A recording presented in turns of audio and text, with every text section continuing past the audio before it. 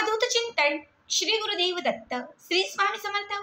तुम्हा सर्वांचं आपल्या स्वामी शक्ती या चॅनलमध्ये मनापासून स्वागत आहे। स्वामी तुम्हा सर्वांच्या सर्व चांगल्या इच्छा पूर्ण करोत एवढीच स्वामींच्या चरणी प्रार्थना करते आणि आपल्या आजच्या या नवीन आणि सुंदर व्हिडिओला पुन्हा एकदा नव्याने सुरुवात करते। भक्तांनो, आज 6 फेब्रुवारी मंगळवार बघा, अत्यंत महत्त्वाचा आणि विशेष दिवस, कारण आज आहे या पौष महिन्यातील विशेष एकादशी, जिला आपण षटतिला एकादशी असं देखील म्हणतो। बघा, एकादशीचं जे व्रत आहे ते भगवान श्रीहरी विष्णूंसाठी समर्पित आहे आणि हे व्रत धरल्याने म्हणजे एकादशीचं एक व्रत केल्याने आपली 100 पापांतून मुक्तता होते। आपल्या आयुष्यात असलेले जे दारिद्र्य आहे ते दारिद्र्य संपत जाते आणि आपल्या जीवनामध्ये आपल्या घरामध्ये बरकत येते। आपल्या पतीची, आपल्या मुलांची, आपल्या घराची भरभरून प्रगती होते। यासाठी खरं तर एकादशीचं व्रत धरणं हे विशेष महत्त्वाचं आहे, कारण या दिवशी भगवान श्रीहरी विष्णू जे आहेत ते जागृत अवस्थेत असतात आणि या दिवशी तुम्ही जर त्यांची उपासना केली तर ते आपल्यावरती प्रसन्न होतात। बघा, आता प्रत्येकालाच एकादशीचं व्रत धरणं जमेल असंही नाही। काही काहींना डॉक्टरी इलाज चालू असतात, बऱ्याच वेळा बाहेर येणं जाणं होतं, ताई आम्हाला उपवास करणं, व्रत करणं, जास्त सेवा करणं नाही जमत। ज्यांना या गोष्टी नाही जमत किंवा जे खूप करत असतात, ताई आम्ही एकादशीचं व्रत करतो, उपासना करतो, मात्र तरीही इच्छा पूर्ण होत नसतील, तर त्यासाठी मी आजच्या या व्हिडिओमध्ये खास उपाय सांगणार आहे। हा एक उपाय किंवा ही एक सेवा केल्याने बघा, आज तुम्हाला फक्त तुळशी मातेला ही एक वस्तू अर्पण करायची आहे। ही एक वस्तू जर तुळशी मातेला तुम्ही आजच्या दिवशी म्हणजे एकादशीच्या दिवशी अर्पण केली तर संपूर्ण एकादशीच्या व्रताचं फळ तुम्हाला लाभेल आणि तुमच्या इच्छित मनोकामना पूर्ण होतील। घरामध्ये असलेले जे दारिद्र्य आहे ते दारिद्र्य संपेल आणि तुमच्या जीवनामध्ये प्रत्येक गोष्टीमध्ये भरभराट होईल। तुम्हाला प्रत्येक गोष्टीत बरकत मिळेल, यशाची प्राप्ती होईल, प्रत्येक क्षेत्रात तुमची प्रगती होईल, घरात सुख, समाधान, आनंद, शांती ह्या सगळ्यांचीच प्राप्ती होईल आणि तुमच्या ज्या इच्छित मनोकामना आहेत ह्या सर्व मनोकामनाही पूर्ण होतील। बघा, हा उपाय फक्त आणि फक्त एकादशीच्याच दिवशी आपल्याला करता येतो आणि आजची एकादशी विशेष आहे, कारण ती पौष महिन्यातील षटतिला एकादशी आहे। आता काय उपाय करायचा आहे, कुठली वस्तू आज आपल्याला तुळशी मातेला अर्पण करायची आहे, हे सगळं काही मी तुम्हाला पुढे सांगणार आहे। फक्त त्यासाठी आपला आजचा हा व्हिडिओ शेवटपर्यंत बघा आणि जे कोणी आपल्या चॅनलवरती नवीन असतील त्यांनी लगेचच आपल्या चॅनलला सबस्क्राईब करा, कारण तुम्ही आपल्या चॅनल सबस्क्राईब केल्यामुळे मी पुढचे जे व्हिडिओ बनवेन ते सर्वात आधी तुम्हा सर्वांपर्यंत पोहोचतील। बघा, आपल्याला सायंकाळी 5:30 नंतर रात्री 9:30च्या आतमध्ये ही सेवा किंवा हा उपाय करायचा आहे। आता यासाठी काय करायचं, तर सगळ्यात पहिले म्हणजे तुळस माता जी आहे या तुळशी मातेजवळ एक दिवा प्रज्वलित करायचा।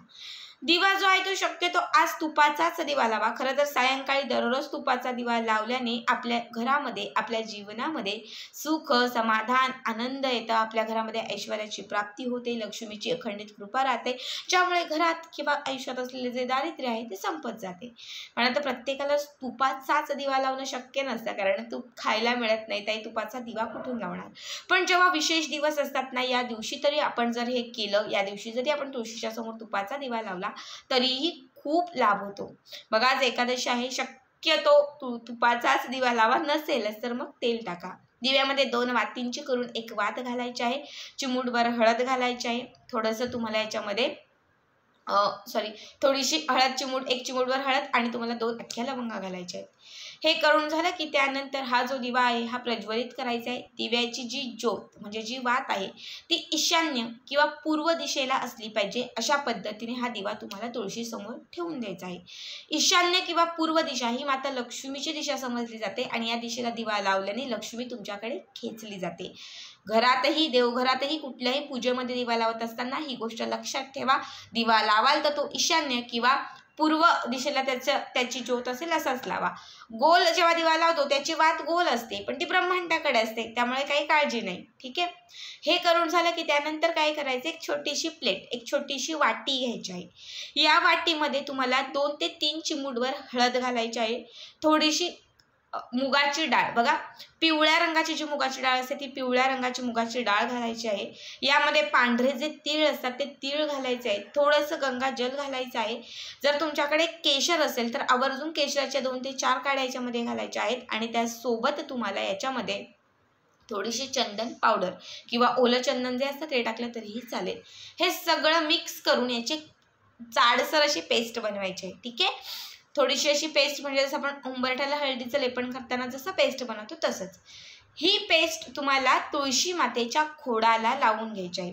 हे समजा तुळशीचं रोप आहे, वरती फांद्या पानं आहेत आणि खाली हा दांडीचा देठाचा भाग आहे.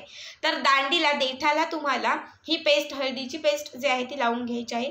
बघा एकादशीच्या दिवशी रविवारच्या दिवशी खरं तर तुळशी मातेचं निर्जला व्रत असतं. या दिवशी आपण पाणी वगैरे जे काय असेल ते आपण अर्पण करत नाही. मात्र तुळशी मातेजवळ आपण उपाय आणि सेवा ह्या आवर्जून करू शकतो. फक्त आपल्याला जल अर्पण करायचं नसतं. तर हे तुम्ही तुळशी मातेच्या खोडाला लावून झालं की त्यानंतर काय करायचं, एक कलावा घ्यायचा. लाल पिवळ्या रंगाचा कलावा किंवा नुसता लाल रंगाचा धागा घेतला तरीही चालेल. हा तुळशी मातेच्या त्या खोडाला तुम्हाला गुंडाळायचा आहे. अगोदर एक वेळा गुंडाळायचा, एक घाट मारायची, इच्छित मनोकामना व्यक्त करायची, एक वेळा विष्णू सहस्त्रनाम म्हणायचं, पुन्हा दुसऱ्या वेळा गुंडाळायचा, दुसरी गाठ मारायची, पुन्हा विष्णू सहस्त्रनाम म्हणत इच्छित मनोकामना व्यक्त करायची. असं 7 वेळा तुम्हाला गुंडाळायचं आहे. 7ही वेळा तुम्हाला गाठणी मारायच्या आहेत, इच्छित मनोकामना व्यक्त करायच्या आहेत आणि 7ही वेळा एक एक करून विष्णू सहस्त्रनामाचं पठण करायचं आहे.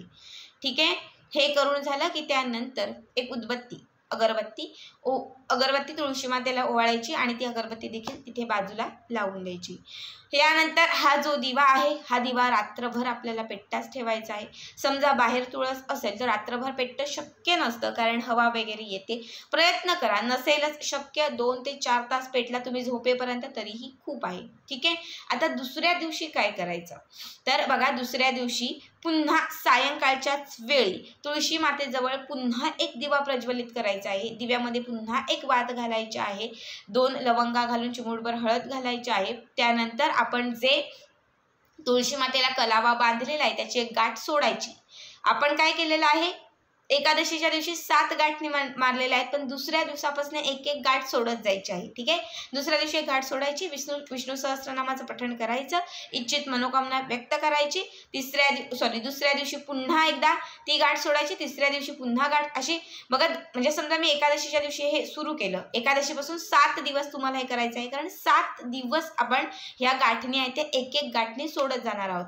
दुसऱ्या दिवशी जेव्हा तुम्ही तुळशी मातेच्या समोर दिवा लावाल तेव्हा त्याची एक गाठ सोडायची, तिसऱ्या दिवशी जेव्हा तुम्ही दिवा लावाल त्याची अजून दुसरी गाठ सोडायची, चौथ्या दिवशी लावाल तेव्हा त्याची अजून तिसरी गाठ सोडायची. अशा सगळ्या गाठी ज्या आहेत त्यात एक एक दिवस तुम्हाला सोडत जायच्यात. गाठणी सोडण्यासोबत इच्छित मनोकामना व्यक्त करत तुम्हाला विष्णू सहस्त्रनामाचं पठण करायचं आहे. जेव्हा 7वा दिवस असेल तर त्या 7व्या दिवशी तुमच्या सगळ्या गाठणी सुटलेल्या असतील आणि जो कलावा आहे तो कलावा पूर्णपणे त्या तुळशी मातेवरून सुटलेला असेल, म्हणून 7व्या दिवशी सगळ्या गाठणी सुटतील. आता त्या दिवशी काय करायचं तर हा जो कलावा आहे तो सुटल्यानंतर तुळशी मातेच्याच बाजूला थोडीशी माती जी आहे ती बाजूला करायची आणि त्या मातीमध्ये तो जो इच्छापूर्तीचा बांधलेला कलावा आहे तो त्यामध्ये गाडून द्यायचा, म्हणजे दाबून द्यायचा. बघा हा उपाय केल्याने तुम्हाला असंख्य पटीने लाभ व्हायला सुरुवात होईल. तुमच्या किती कठीण असणाऱ्या इच्छा भगवान श्री विष्णूंपर्यंत पोहोचल्या जातील कारण एकादशीच्या दिवशी ते जागृत अवस्थेत असतात. जेव्हा तुम्ही गाठणी मारून विष्णू सहस्त्रनाम म्हणाल तेव्हा नक्कीच तुमची सेवा त्यांच्यापर्यंत पोहोचली जाईल, तुमच्या इच्छा त्यांच्यापर्यंत पोहोचल्या जातील आणि जेव्हा तुमच्या इच्छा त्यांच्यापर्यंत पोहोचल्या जातील तेव्हा कितीही कठीण असणाऱ्या इच्छा ह्या त्वरित पूर्ण होतील. जसं तुम्ही एक दिवस 7 दिवस कंटिन्यू ही सेवा करत चलाल तसं 7 दिवसांमध्ये तुम्हाला याचा असंख्य पटीने लाभ होईल.